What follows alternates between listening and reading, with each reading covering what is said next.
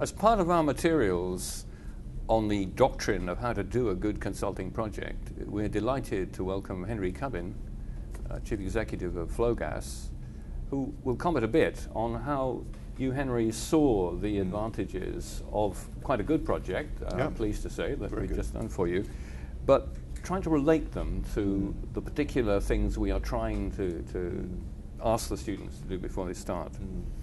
Now, I think you were quite pleased that there was no kind of general essay material and fluffy diagrams with no numbers. No, we were very pleased because we were partly expecting to get some quite lengthy diagrams, Boston Consulting fruit boxes, and some much more academic kind of commentaries in the presentation that we've just seen. And the group actually very cleanly went through the analysis that we'd agreed at the start in terms of the overall profile of the project and the scope of the project, and then went through kind of a very clean analysis going all the way through down to the conclusions. And through that, it was a very practical, hands-on breakdown of the market, breakdown of the competitive environment, breakdown of the opportunity, looking at the financial implications, and then getting to a pretty clean conclusion. And it's pretty difficult when you're given such a big subject as a market entry into a big new country, particularly a country as massive as India, to actually come back with such a clean analysis which takes us, as I said, through each of those steps down to a pretty clear conclusion. So they pulled a lot of complexity into clear-cut, basic driving numbers, and for you to take, finally, the basic conclusions of the analysis. Oh, absolutely. I mean, the conclusions they've come with, and well, it's not just the conclusions, the robustness of their analysis is such that for us, as the Flogas Group and our parent company, DCC, that is our definitive piece of work now in India. You know, we're not going to go and say, well, thanks very much for that little bit of work, we're now going to get it done properly. This is the piece of work in India, and this will be fed back to our board when we go through strategic reviews, you know, looking at the sense of direction for the business.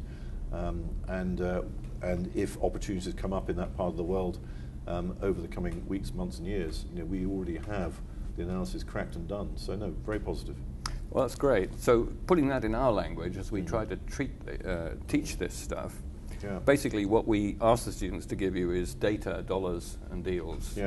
And basically you're saying that that's what they've done. Absolutely. They haven't given you percentages, they haven't given you vague qualitatives, they've given you the numbers of what drives things, the metric tons of gas, the kilometers of pipeline, all that stuff, all the data details. Then they've quantified the dollars, and then did they get into deals? Did they work out who was making what margins? Yes, I mean, we went, as you said, we went through, you know, the financial analysis, or the numerical, the overall market analysis was all relevant because it all scoped out the size of the market in terms of shape, in terms of growth, in terms of the competitors in there. So there was no unnecessary guff in terms of analysis and spreadsheets and everything else. It was just very cleanly evaluated, market size, market by segment, competitor by segment, and then the financial dynamics in the market.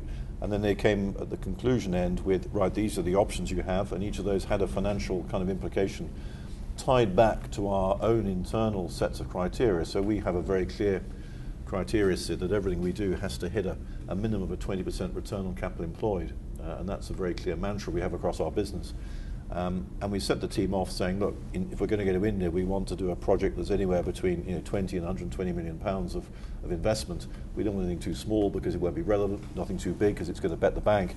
So we gave them a scope and a range of size and financial return, and they then came back with a number of options to meet those criteria. Now, the conclusion at the very end was actually the time is not right to make those investments, and they gave the very good financial rationale for that. So it's not going to make the 20% return. If we do a greenfield startup, it's going to make a negative 20% return. Right, okay. And the great thing is one thing that came very clearly from their analysis, they didn't get what I call kind of project mania, where they naturally thought they had to come through with a very positive, let's go and launch a new business in India type approach.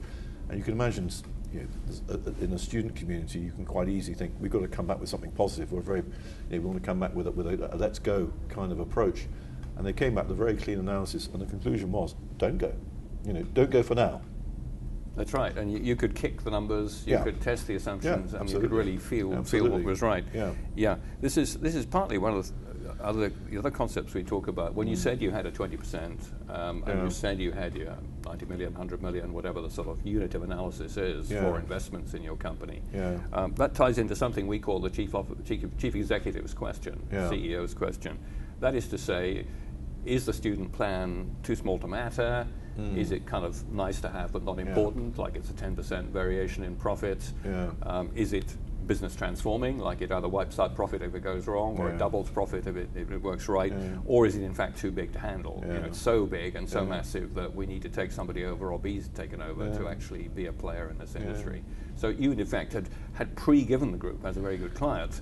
Well, maybe, that kind of test. I'm not sure I can take the credit for that. I think perhaps give the group the credit, because they got that out of us. You know, we had a couple of briefing sessions with them, and you know, they were asking, well, how big, what's the scale, what's your return requirement? So they actually got it out of us. They established, if you like, the criteria or the scope of their project, which, given them credit for, was effectively done, and actually helped hugely through the project, because they didn't go down rabbit holes or look at little startups, or, you know, they knew from the start the shape and the size of what we were looking for. So, you know, very positive feedback for the team for doing that in that way. Well, that might have earned them a mark or two, actually. That's very good to hear. Yes, I'm sure. Another concept we have is that there's never a single client for a project. I mean, you're the chief executive, but in fact, you would normally be the sort of person we call a hidden client. That's to say, you authorize it, you decide to spend, you know what you want out of it. You look as if you're the highest possible authority. But in the real world, obviously, there's always somebody up the ladder, further up in the corporate hierarchy, or there may be an investor.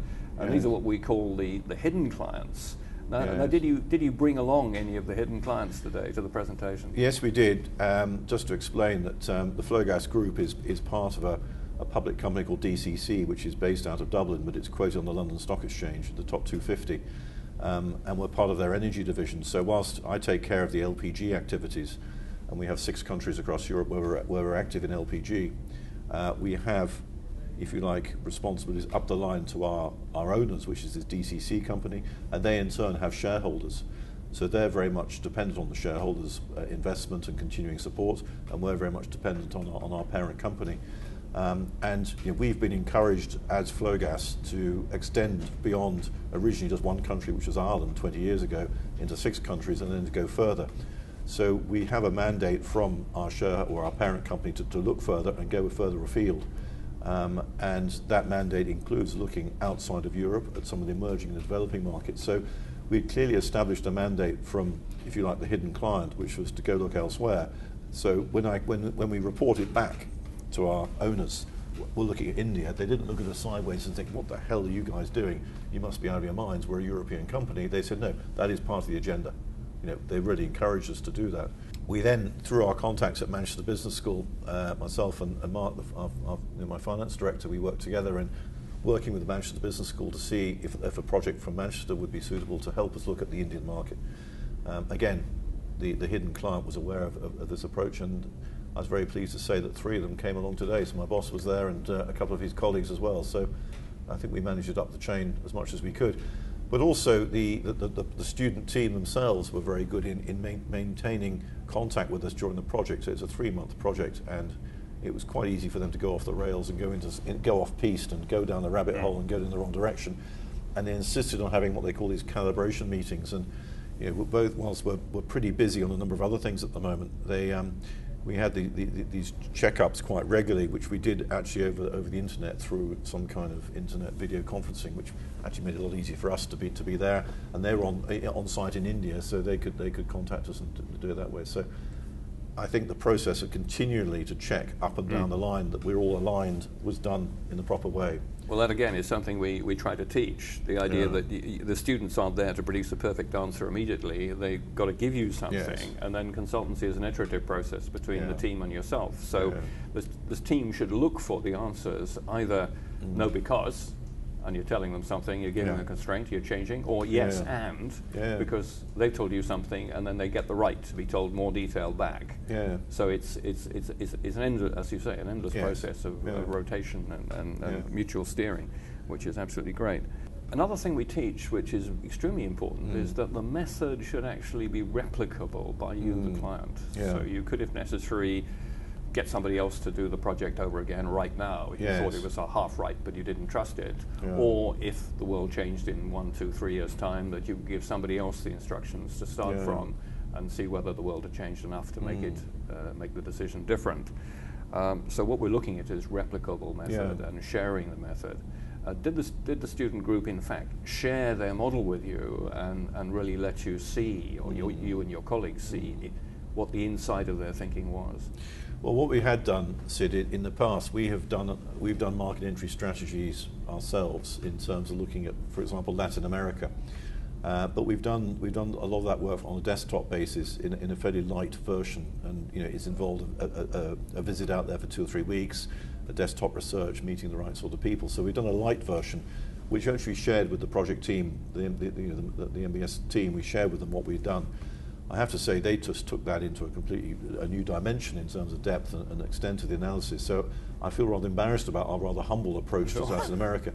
And we're now, we just had a debriefing with the project team, and they passed to us the whole kind of a great big box full of all the files and contacts and business cards, but also on a data chip we've also got the breakdown of their analysis, the meetings, the structures of their visits, the interview notes, and all of that, which is going to be very useful to us, and it's something we could pass to another team if we brought in used another team ourselves, or we did an internal study. We would use that frame to help us going forward. Great, and even perhaps the spreadsheet that produced the financial analysis. Oh yes, yes. I believe that Mark checked that out, and yes. Slightly to his surprise found that he didn't want to change it. No, he didn't. No, I'm not sure. I'm always surprised he's going to use it himself. So, no. So, we they built a model looking at a greenfield startup as one of the options to get into the Indian market, and I have to say it's pretty robust, and it went into a lot of detail, and it's something we haven't frankly looked at as a pure greenfield before. We tend to buy companies rather than start again or start afresh. And I think the depth and extent of the model helped us really reflect on actually a greenfield's pretty high risk. And what they did rather cleverly was say, look, the target rate that you've said you wanted is 20% return. We run the model and it only gives you a negative 20% return. Right, that's not going to work. Well, let's try and bend the model to say how we're going to hit 20. So they bent the model and said, look, okay, you have to grow like this, you have to have costs like this, and you have to change the world, and the pricing has to be fantastic, margin's wonderful, and then you get your 20% return. That's what it looks like. And of course, we could then sit back and think, yeah, okay, but the chances of getting that is very slim. So they set the target of what you had to get to, and clearly it was unrealistic.